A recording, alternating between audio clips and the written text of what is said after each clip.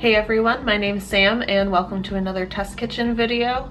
Today I'm actually going to be making something that I saw in an ad while I was mindlessly scrolling through Instagram.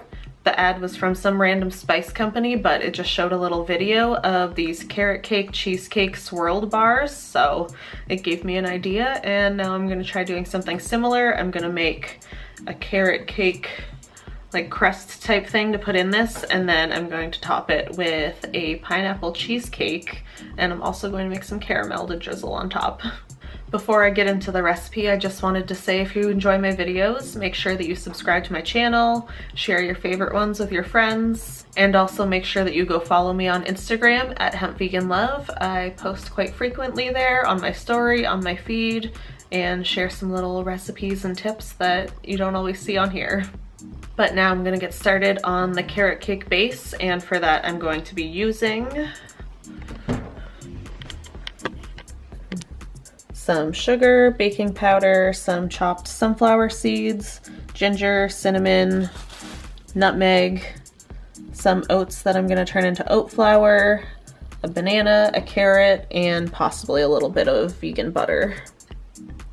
I'll write out a more exact recipe for this to share on my blog, but for right now I'm just going to start adding the dry ingredients. So I'm going to do some sugar, and the oat flour I just made from some rolled oats, baking powder, cinnamon, nutmeg, and a little bit of ground ginger. And now I'm just gonna whisk up my dry ingredients. Here I've got a mashed banana and a grated carrot that I'm gonna add into the dry ingredients here.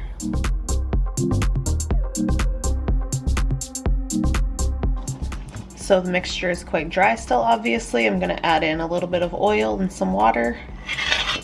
Oops. So that I have a more cake battery consistency.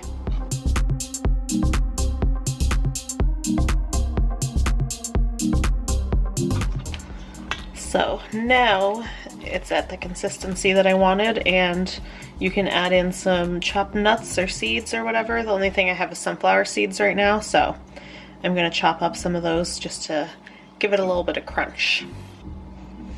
Adding in my roughly chopped sunflower seeds. So I have this 10-inch springform pan, and I'm just going to use some vegan margarine and oil the inside of it. You can use whatever you have. I'm out of spray oil right now.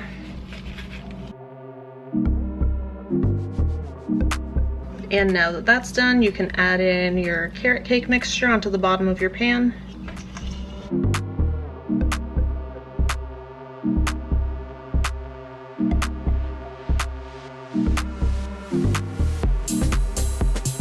So now it's in a nice uniform layer on the bottom, and I'm just gonna sit it aside while I prepare the cheesecake, and they're both gonna cook for about an hour.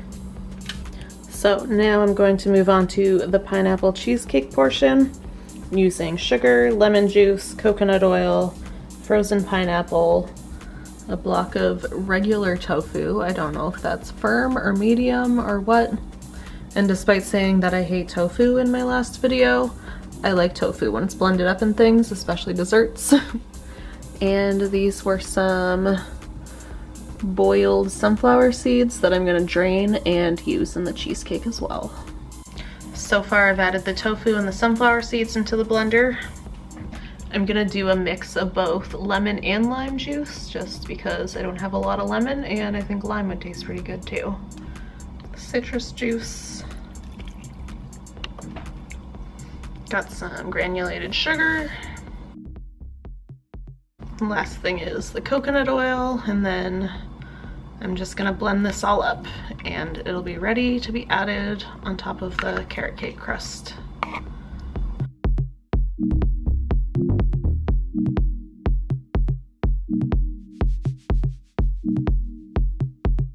If you don't have a very good blender, it might take a little bit of working with to get this all blended, but it's almost there now.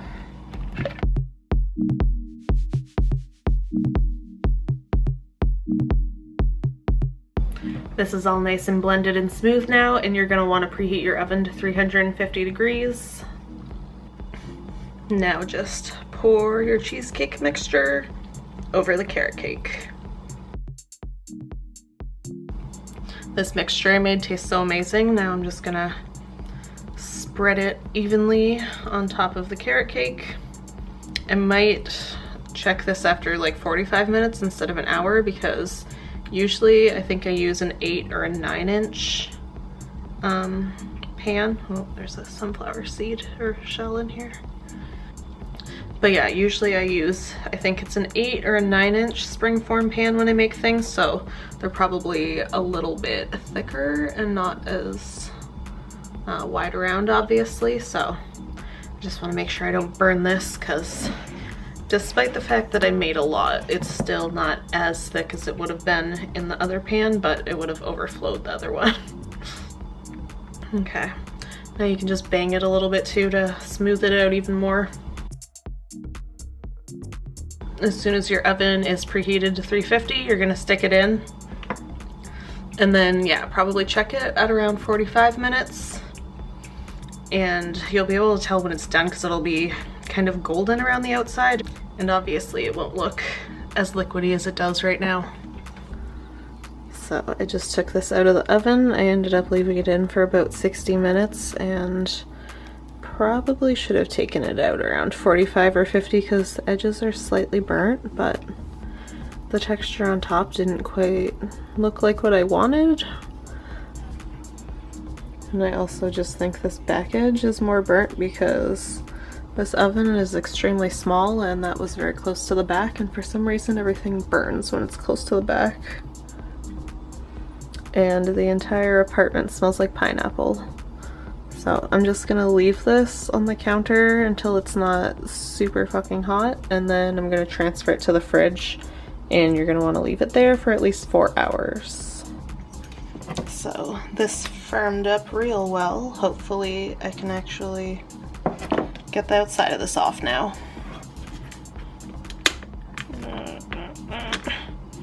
Oh no.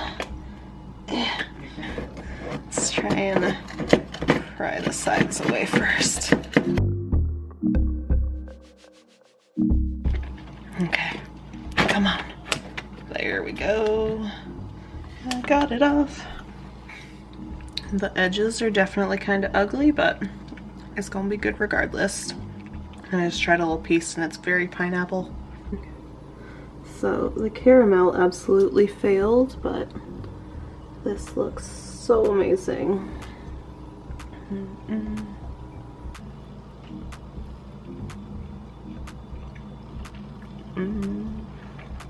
That's really good. The bottom really does taste like carrot cake. And the cheesecake part, come on. So there it is, super tasty. Let me know if you make this. Make sure you like this video, and I'll see you all next time. This is the cheesecake after being in the fridge all night. And as you can see, the bottom didn't get burnt at all. That turned out really well. See the carrots in the crust. And it didn't even get burnt really around the outer edge. It just got nice and caramelized around the top.